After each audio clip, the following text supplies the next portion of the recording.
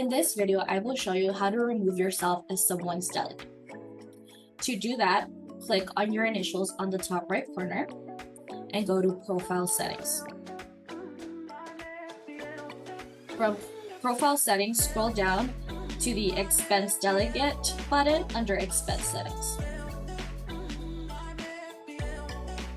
So under the Delegates tab, it shows the people that I've added as my delegates, but if you click on the Delegate For tab, it shows the people that have added me as their delegate. So let's say, for example, Catherine is no longer in my department and I keep receiving emails for her.